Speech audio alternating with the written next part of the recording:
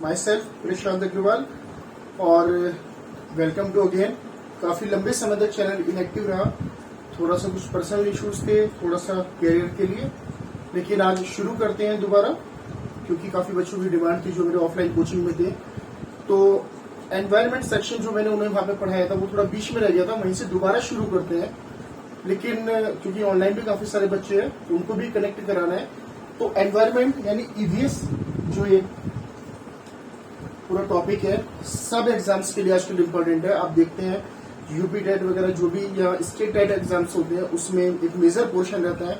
साथ में जितने भी वनडे एग्जामिनेशन हैं उसमें अगर आप देखें तो ये पोर्शन आपको 2-3 क्वेश्चन देने से मिल जाते हैं। तो हम पूरा एनवायरमेंट कवर करेंगे 10 से 12 लेक्चर्स में, और हमारा जो मेन एक तरीके से अप्रोच रहेगी इस सब्जेक्ट को कवर करने की वो ये रहेगी कि जितना एग्जाम में पूछता है केवल उतना ही हमें कवर करना है, ठीक है, जहां से क्वेश्चन करने हैं। पहली बात।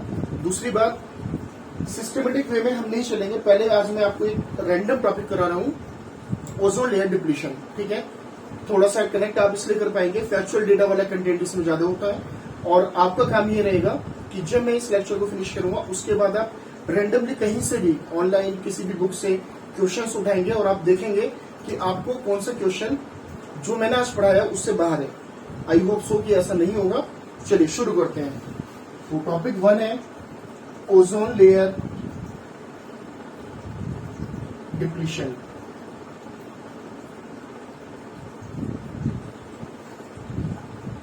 ओजोन परत क्षय। बेसिकली ओजोन क्या है? ओजोन एक गैस है जो हमारे एटमॉस्फेयर में पाई जाती है। इसकी हम बात क्यों कर रहे हैं, इसकी इंपॉर्टेंस क्या है, ये हम सिक्वेंसली आगे सब चीजों को समझेंगे। सबसे पहले हम एक चीज समझते हैं, आप सबको ये पता है ये है अर्थ, ठीक है बेटा, ये है इक्वेटर जो अर्थ को 2 बराबर भागों में बांटता है। ये एक इमेजिनरी लाइन है, ये कहीं पे होती नहीं अर्थ पे, और ये अर्थ के चारों तरफ होती है। जैसे एक अगर एप्पल है, एप्पल की चारों तरफ हम एक धागा बांध दें तो वह इक्वेटर है। ये बेटा नॉर्थ पोल है और ये बेटा साउथ पोल है, ठीक है। अर्थ के 2 पोल्स हो गए। अब हम बात करते हैं, अर्थ के चारों तरफ एक एटमॉस्फेयर पाया जाता है, आपको सबको पता ही है। हम देखते हैं उस एटमॉस्फेयर को हम उसकी लेयर्स में बांटते हैं कुछ प्रॉपर्टीज के आधार पर। 2 तरीके से, कुछ डेंसिटी के आधार पर बांटते हैं और टेम्परेचर वेरिएशन के आधार पर बांटते हैं। तो एटमॉस्फेयर की लेयर्स की बात इसलिए हम ज्यादा डेप्थ में नहीं करेंगे आज, क्योंकि ये टॉपिक जो है बेसिकली ज्योग्राफी में कवर होता है, ठीक है। तो geography also integral part of environment, ठीक है, आपस में इंटरकनेक्टेड है दोनों बहुत ज्यादा। तो आज केवल हम उतनी बात करेंगे जितने लेयर्स की जितना हमारा ईवीएस के हिसाब से या ओजोन लेयर डिप्लीशन के हिसाब से जरूरी है, ठीक है। तो अर्थ के चारों तरफ जो एटमॉस्फेयर है उसकी जो सबसे पास वाली लेयर हमने टेम्परेचर के आधार पर बांटी है बेटा, वो कहलाती है क्षोभ मंडल। और बेटा इंग्लिश में कई बार एग्जाम में एक्चुअली क्या होता है कि जो हिंदी वाले एग्जाम्स होते हैं, हिंदी में आपका लैंग्वेज पेपर होता है, उसमें भी आपको क्षोभ मंडल ना लिख के वो इंग्लिश को ही हिंदी में कन्वर्ट करके ऐसे दे देगा, क्षोभ मंडल मतलब ट्रोपोस्फियर। और इसके बाद वाली जो लेयर होती है बेटा ये कहलाती है समताप मंडल यानी स्ट्रेटोस्फियर। अब बेटा ये जो दोनों लेयर्स हैं इसकी जो हाइट होती है अर्थ की सरफेस से वो लगभग 12 से 18 किलोमीटर होती है। वेरिएशन होता है इस हाइट में due to the gravitation of the earth. दूसरा जो लेयर है बेटा ये अर्थ की सरफेस से पाई जाती है लगभग 50 किलोमीटर, ठीक है। अब जो ओजोन लेयर है या ओजोन गैस की लेयर है वो इन दोनों लेयर्स के जंक्शन पे पाई जाती है, जिसका 10% हिस्सा हमको मिलेगा ट्रोपोस्फियर में और बेटा 90% हिस्सा मिलता है स्ट्रेटोस्फियर में। तो जो ट्रोपोस्फियर वाला 90% हिस्सा है इसको हम बोलते हैं बेटा गुड ओजोन। और उसका रीजन है बेटा ये कि ये यूवी रेडिएशन यानी अल्ट्रावायलेट रेडिएशन को ब्लॉक करता है।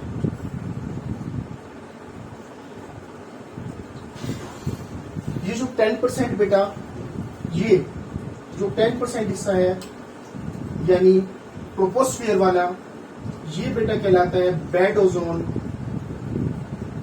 और इसका रीजन ये है बेटा ये एज ए पॉल्यूटेंट ये सपोर्ट करता है और ये बनाता है पेन फॉर्मेशन में बेटा ये सहायक होता है। पेन की फुल फॉर्म होती है पैरॉक्सी एसिडिल नाइट्रेट। पेन के बारे में जब हम पॉल्यूशन वाला चैप्टर पढ़ेंगे ईवीएस में तो उसी में हम कवर करेंगे, ठीक है। तो पेन फॉर्मेशन में ये सहायक होता है, ठीक है। तो ओजोन लेयर है जो अर्थ की सरफेस के चारों तरफ ट्रोपोस्फीयर स्ट्रेटोस्फीयर के जंक्शन में पाई जाती है। 90% पोर्शन पाया जाएगा संताप मंडल में, 10% शुभ मंडल में।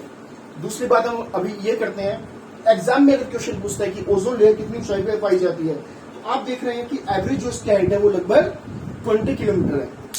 20 किलोमीटर की इसकी एवरेज हाइट है। और उसके बाद ये जो ओजोन लेयर है, आप एक चीज समझ सकते हैं बेटा, अगर ये सन है तो सन की जो लाइट होगी वो अर्थ पे आधे हिस्से में पड़ेगी और आधे हिस्से में अंधेरा रहेगा। जैसे अगर आप इंडिया में हैं तो आपको, अमेरिका में अगर आपके साथ की कोई आपका कोई भाई वगैरह कुछ कोई रिलेटिव है तो वहां पे रात हो रही होगी, ठीक है। तो होता क्या है कि जैसे जैसे अर्थ रोटेट करती है तो थोड़ा सा पोर्शन इसका लाइट से जाता रहता है और अंधेरे में आता रहता है, ठीक है। तो जो ओजोन लेयर है, ओजोन गैस का जो बेसिकली फॉर्मेशन होता है वो सनलाइट के थ्रू होता है। दिखाता हूं कैसे होता क्या बेटा। जो ऑक्सीजन गैस है, ऑक्सीजन गैस जब जो सनलाइट होती है, सनलाइट में फोटोन होता है, photon is a energy packets. तो एनर्जी पैकेट्स जब फोटोन ऑक्सीजन के साथ रिएक्शन करता है तो बेटा इसको एलिमेंट में ब्रेक कर देता है, ठीक है। और ऑक्सीजन का जो ये फ्री एलिमेंट है, जब ये दोबारा ऑक्सीजन गैस के साथ रिएक्ट करता है तो हमें ओजोन गैस मिलती है, ठीक है। तो ये एक नेचुरल प्रोसेस है। नेचुरल क्यों है? क्योंकि जब तक सनलाइट रहेगी तब तक ये फॉर्मेशन चलता रहेगा और जैसे ही सनलाइट जानी शुरू हो जाएगी उस पोर्शन से अर्थ के, जैसे अर्थ अभी यहाँ पे है, थोड़ा सा घूम गई तो अंधेरा हो गया, सनलाइट नहीं आ रही है, तो फिर ये ओजोन दोबारा ब्रेक होगी O2 प्लस O, और इसी तरीके से O2 प्लस O, अलग अलग दो आइटम्स ओजोन के ब्रेक हो गए और ये दोनों मिलकर फिर दोबारा ऑक्सीजन के मॉलिक्यूल बनाएंगे। इस तरीके से ओजोन का फॉर्मेशन होता है। ये हमारे लिए बहुत इंपॉर्टेंट है, ये हम समझेंगे अभी कि क्यों इसकी इंपॉर्टेंस है और क्यों हम आज इसकी बात कर रहे हैं, ठीक है। इतना आप लोग समझ गए, आगे चलते हैं।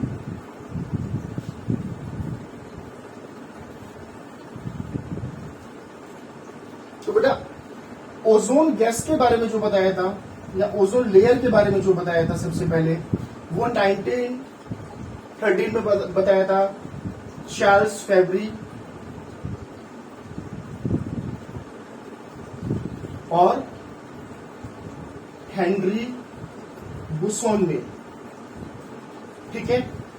ये फैक्चुअल क्वेश्चन कभी कभी पूछ लेते हैं, ओजोन लेयर की खोज किसने की, तो आपको बताना है 1913 में की थी चार्ल्स फैब्री एंड हेनरी बुसोन, ठीक है। अब हम वहीं पे वापस आते हैं जो हम बात कर रहे थे कि ये अर्थ है और इसके चारों तरफ जो ये एटमॉस्फेयर है इसमें ये ओजोन लेयर है, इसका जो 90% हिस्सा है जो कहलाता है गुड ओजोन,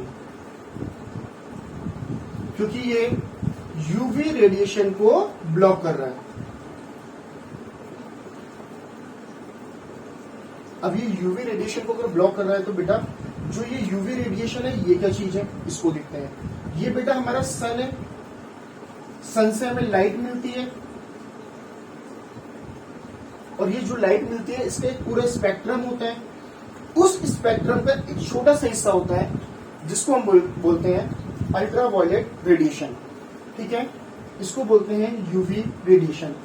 और इस यूवी रेडिएशन वाले स्पेक्ट्रम को भी अगर हम और ब्रॉड करके देखेंगे तो हम इसमें देखेंगे इसके 3 हिस्से होते हैं।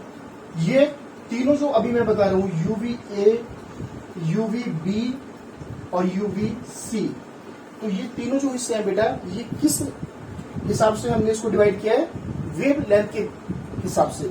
इसकी वेव लेंथ यूवीसी की सबसे कम होती है, यानी ये जो पेनिट्रेट करेगा किसी भी मीडियम को ये सबसे ज्यादा करेगा, और ये यूवीए इसकी वेव लेंथ सबसे ज्यादा होती है, तो ये इसकी पेनिट्रेशन पावर जो है वो बेटा कम होगी। तो इसी हिसाब से यूवीए, यूवीबी और यूवीसी में हम बांट देते हैं। इसकी वेवलेंथ कितनी होती है अलग अलग तीनों की, किसी एग्जाम में नहीं पूछता है, तो जो नहीं पूछता है आपको याद क्यों करना है वो, ठीक है। इन तीनों में बेटा क्योंकि इसकी वेवलेंथ सबसे कम है और इसकी पेनिट्रेशन पावर सबसे ज्यादा है। ठीक है, तो यूवीसी जो है बेटा ये सबसे ज्यादा हार्मफुल होता है, सबसे ज्यादा हार्मफुल होता है। ठीक है, दूसरी चीज, इस पूरे स्पेक्ट्रम में जब इन तीनों को मैंने बांटा तो मुझे देखने को मिलता है कि 92% पार्ट होता है यूवीबी, 3 से 4% होता है बेटा यूवीए और 3 से 4% होता है बेटा यूवीसी। अब ये जो ओजोन लेयर यहाँ पे ये आप देख रहे हैं, इसका जो ये ऊपर वाला हिस्सा है जो स्ट्रेटोस्फीयर में, जिसको मैं गुड ओजोन बोल रहा हूँ, वो क्या करती है, इस पूरे स्पेक्ट्रम के यूवी रेडिएशन को ब्लॉक करने की कोशिश करती है। ठीक है, तो क्योंकि ये तो बहुत माइन्यूट है तो इस दोनों को ये इजीली रोक लेती है, लेकिन ये यूवी बी 92% है, क्वांटिटी में बहुत ज्यादा है, तो ये थोड़ा बहुत छन के नीचे आ जाता है। ठीक है, और जब ये छन के नीचे आ जाएगा तो ये बहुत हार्मफुल रेडिएशन है। और ये हार्मफुल क्यों है, क्योंकि इसके 4 बहुत इंपॉर्टेंट कॉजेस जो हम देखते हैं। सबसे पहला बेटा ये स्किन कैंसर, स्किन कैंसर बना सकता है। दूसरा बेटा जो प्लांट्स की ग्रोथ होती है, प्लांट्स ग्रोथ, उसको बेटा ये रोकता नहीं है, कम करने की कोशिश करता है। कहने का ये मतलब है जो हमारा फसल चक्र होता है, फसल चक्र को ये डिले कर देगा। कहने का ये मतलब है जैसे हम देखते हैं कि गेहूं की फसल 4 महीने में तैयार हो जाती है, नवंबर में बोते हैं और मार्च में काट लेते हैं, 4 साढ़े 4 महीने में। वो ड्यूरेशन बढ़ के अगर 7-8 महीने का हो जाए तो कहीं ना कहीं फूड क्राइसिस आ जाएगी, क्योंकि जो चीज हमें 4 महीने में मिल रही है हमारी पूरी पॉपुलेशन उस पर डिपेंडेंट है और वो फिर हमें मिलने लगी 9 महीने में, 8 महीने में, तो उसको ये कर देता है। तीसरा बेटा जीन म्यूटेशन, अरे बड़ा खतरनाक, जीन म्यूटेशन बेटा, जीन में बदलाव। और जीन म्यूटेशन के बारे में हम बहुत ज्यादा बात करेंगे बायोडाइवर्सिटी वाले चैप्टर में। अभी कोविड आया और कोविड का जो इम्पैक्ट हमने देखा कि जीन म्यूटेशन की वजह से बहुत कम लोग मरे हैं। केवल जीन में जो हमारी विविधता है या जीन में जो एक तरीके से हमारे डाइवर्सिटी पाई जाती है या म्यूटेट हुआ है जीन हमारा होमोसेपियंस का, उसकी वजह से हमारी जो मानव प्रजाति है वो कोविड वायरस इन्फेक्शन से बच पाई है। ठीक है, तो ये तीनों इम्पैक्ट है, ये बहुत खतरनाक है और ये तीनों यूवी रेडिएशन द्वारा होते हैं और इसको कहीं ना कहीं ब्लॉक करने में जो अहम रोल निभाती है वो ओजोन लेयर निभाती है। ठीक है, दूसरी एक चीज और देख लेते हैं शॉर्ट में एग्जाम पॉइंट ऑफ व्यू से। जो ओजोन गैस है इसका केमिकल फॉर्मूला O3 है। ठीक है, इसकी जो मोटाई होती है उसको हम नापते हैं बेटा डॉप्सन यूनिट में, डीबी, डॉप्सन यूनिट। डॉप्सन में हम इसको नापते हैं और डॉप्सन क्या होता है, 1 डॉप्सन इक्वल टू होता है बेटा 0.01 mm thickness of pure ozone gas, pure ozone gas at 0 degree Celsius temperature. ठीक है बेटा, 0 डिग्री सेल्सियस टेम्परेचर पर 0.01 mm थिकनेस जो ओजोन लेयर की होगी, प्योर ओजोन लेयर की, वो कहलाएगी 1 डॉप्सन।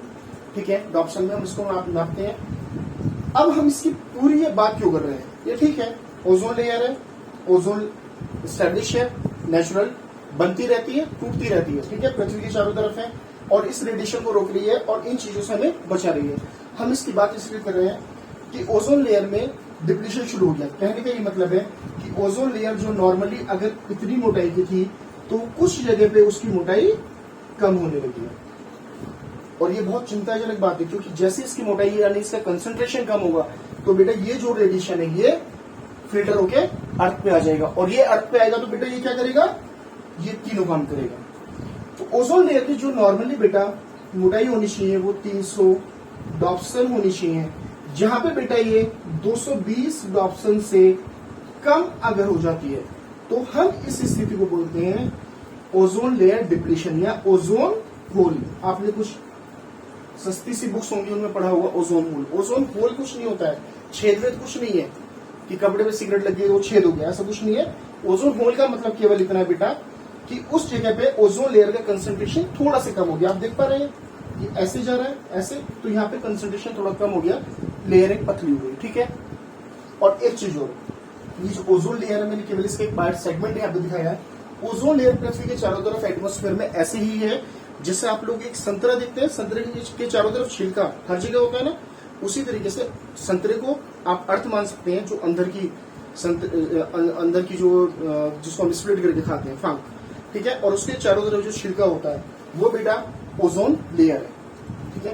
तो अर्थ के चारों तरफ है, तो 300 ऑप्शन इसका होनी चाहिए मोटाई, थिकनेस, और जहां 220 से कम होगी बेटा वहां पे ओजोन होल की कंडीशन बनेगी, ठीक है। अब हम बात करते हैं कि ओजोन होल की कंडीशन आई है या नहीं आई है, और अगर आई है तो वो कहां पे है, ठीक है। तो बेटा ओजोन होल जो है बेटा, इसके बारे में हुआ क्या, 1985 में एक ब्रिटिश रिसर्च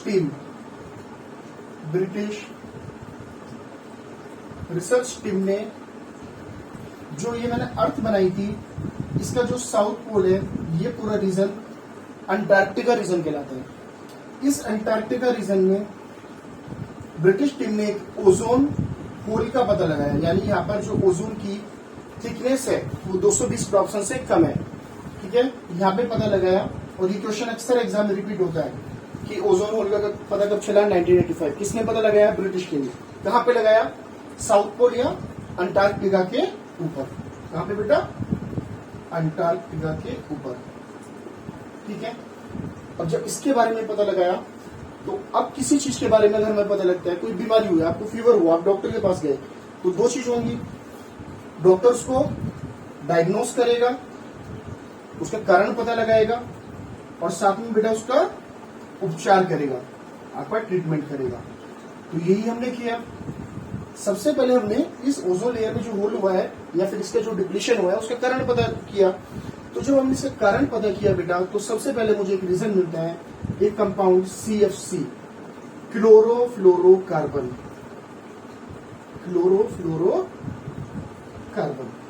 और ये जो कंपाउंड है बेटा, ये केमिकली एमिट होता है। जो हमारा एसी और फ्रिज होता है उसमें जो उसमें रेफ्रिजरेंट होता है, उसकी केमिकल रिएक्शन की वजह से ये CFC गैस होती है, ये वातावरण में एमिट होती है। दूसरा बेटा, CFC गैस जो एमिट होती है वो एरोसोल के रूप में भी होती है, ठीक है। और तीसरा बेटा, हैलोजेंस। जब आप केमिस्ट्री क्लास करेंगे तो केमिस्ट्री में आप पढ़ेंगे जो ब्रोमीन है, क्लोरीन है, आयोडीन है, ये जो हैलोजेंस कंपोनेंट होते हैं, ये सब भी एक मेजर रोल प्ले करते हैं ओजोन लेयर डिप्लीशन में, ठीक है। तो हमें कारण पता चल गए, और हमें अब क्या करना है, उसका ट्रीटमेंट करना है। तो ट्रीटमेंट करने के लिए जो हमने सबसे पहले टेक्निक यूज की, हमने क्या किया, सबसे पहले जैसे 1985 में हमें पता चला, तो 1985 में बेटा हम लेके आए एक वियना कन्वेंशन होती है बेटा, ऑस्ट्रिया की राजधानी है वियना। किसकी राजधानी है, ऑस्ट्रिया की कैपिटल। यहीं से बेटा 1987 में वियना कन्वेंशन की जो प्रावधान थे उनसे निकल के आते हैं मॉन्ट्रियल प्रोटोकॉल। और इसी मॉन्ट्रियल प्रोटोकॉल के बाद 2016 में थोड़ा सा जो रूल्स है उनको टफ किया गया, क्योंकि होता क्या है कि जो डेवलप कंट्री है वो बहुत ज्यादा इस चीज पे ध्यान नहीं दे रहे थे। तो इस चीज पे ध्यान देने के लिए मॉन्ट्रियल प्रोटोकॉल के जो कंडीशंस थी वो सही से इम्प्लीमेंट नहीं हो पा रही थी। तो 2016 में एक समझौता होता है, किगाली समझौता।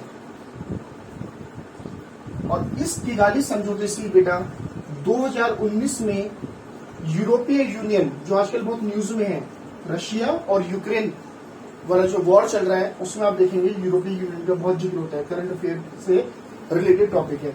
यूरोपीय यूनियन द्वारा बेटा किगाली समझौते में एक संशोधन किया गया, ठीक है।